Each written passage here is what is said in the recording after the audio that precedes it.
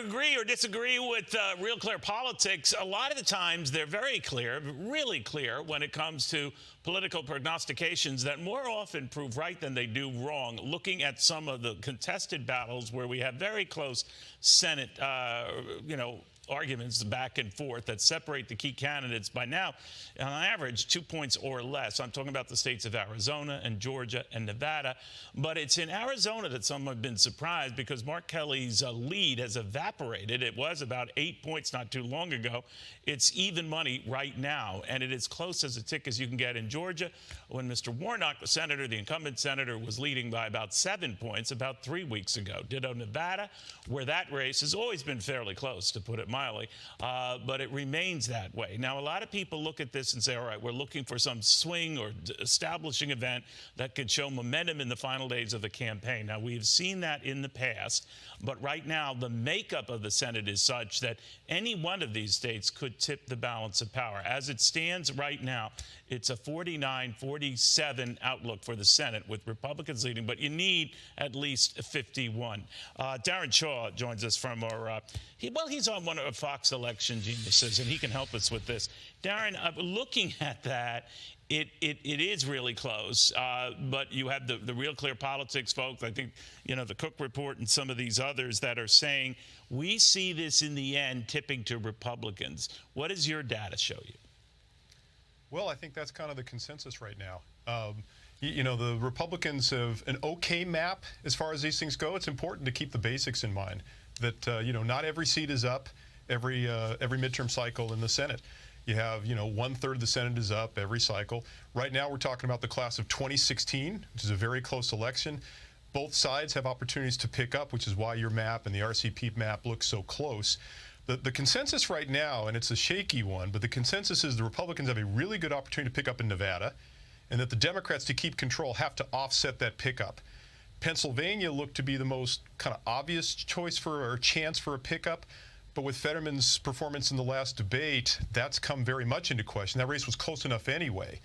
If the Republicans hold or pick up in Nevada, the Democrats don't pick up in Pennsylvania, it's kind of a shrinking set of opportunities for the Democrats to offset that. And that's assuming the Republicans don't have pickups in some of these other states where it's, New Hampshire or Colorado or some of these other states where there's a possibility, right? The Democrats have to pick it up somewhere. It's not clear where that's going to happen. That's why I think, Neil, the momentum and the consensus about what's happening seems to be slightly shifting towards the Republicans now. Interesting. If you can just stay there, Darren, I want to bring Tom Bevan into this, the Real Clear Politics co-founder and president. And Tom, you guys sort of went out on a limb to say the way we see it right now, the way the trend is going, the Senate will go Republican. Are you still confident of that, these 1- and 2-point races notwithstanding?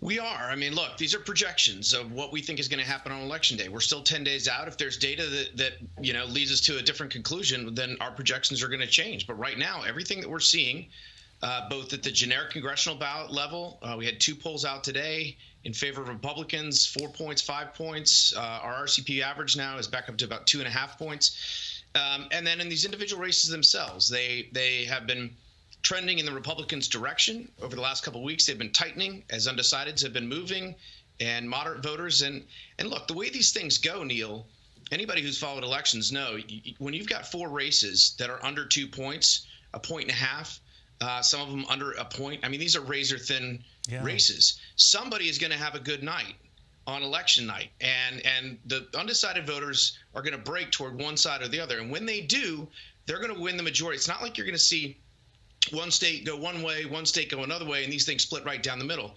In these competitive races, if Republicans have a good night, and the data is showing that they will, they would win. We have them winning 3 of the 4 incumbent Democrat races right now. The only one who we have projected winning is Maggie Hassan up in New Hampshire. So now if the Democrats have a good night, if there's data that suggests they're rebounding here in the final round of polls and final week till election, then you'd see the Democrats would probably hold on to the majority of those competitive races.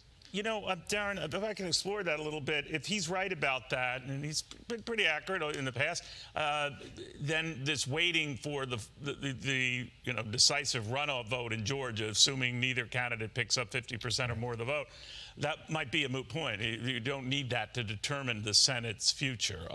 What do you think? Yeah, that's right. I mean, remember that in a lot of these close states, whether it's Arizona or Georgia, you're talking about Democrat, or Nevada for that matter, Democrats are defending turf.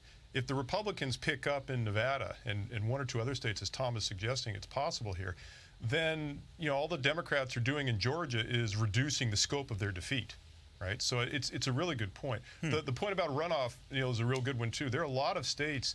Louisiana technically is a primary, so Louisiana is, unless Kennedy gets 50%, which he probably will, but Alaska is a state with a ranked choice voting system and where they don't actually do the calculus. So it's just an interesting thing for your viewers to bear in mind that on election night, there might be a little reticence to call the Senate because we're waiting for resolution in some of these states where we might know the Republican is probably going to win, but mechanically we have to wait until some of these institutional mechanisms kick in.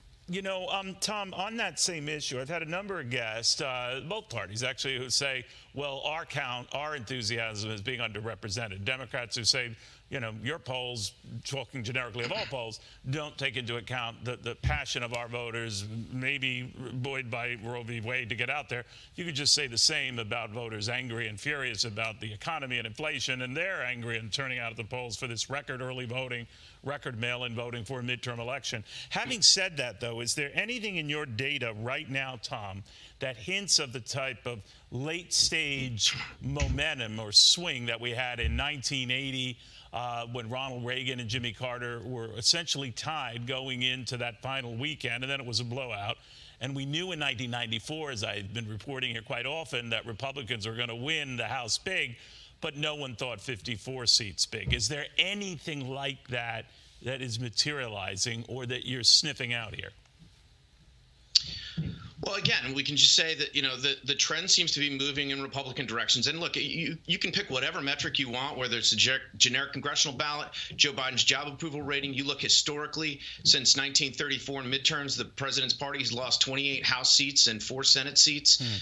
You look at inflation, you look at gas prices, you look at all these factors that are going on. And it's hard to conclude that, the Democrats, and we've known for a long time, they're facing these headwinds. So, could it be a bigger red wave? I mean, we currently have the Republicans picking up about 30 seats.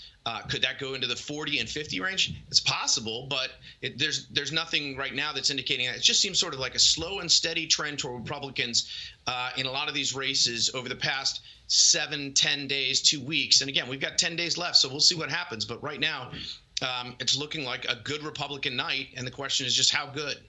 Yeah, Darren, when I look at it, again, you're our political numbers nerd and darn good at it. I'm kind of like our market nerd and not so good at it. But one thing I will say, Darren, is that in the days before the vote, we're going to be getting more data. We're going to be getting more inflation data. We're also going to get one more big rate hike, likely a 3/4 point hike.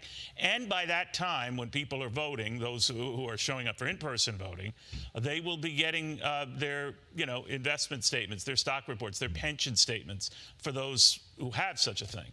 And they're not going to look good. Today, notwithstanding, the recent comeback in the markets notwithstanding. Is that going to work against a Democratic advance? If in the middle of that, boom, you have a rate hike, boom, you have reminders, people are losing a lot on paper? Yeah, I think Tom and I and people in our business talk about the fundamentals. And the fundamentals do tend to reassert themselves when you move closer to Election Day. So I think right now what people are looking at in these races are sort of a set of undecided voters, not a lot, 5 to 8%. Who aren't happy with the way things are going. And a lot of them may even lean Democrat. They're independent, they lean Democrat.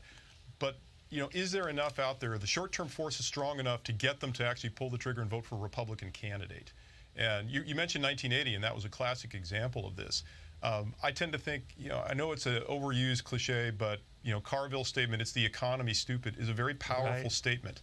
And it's manifest in all of the polling information. So that's what you need to be looking for. To the money or lack of it. Gentlemen, I want to thank you both, Darren and Tom.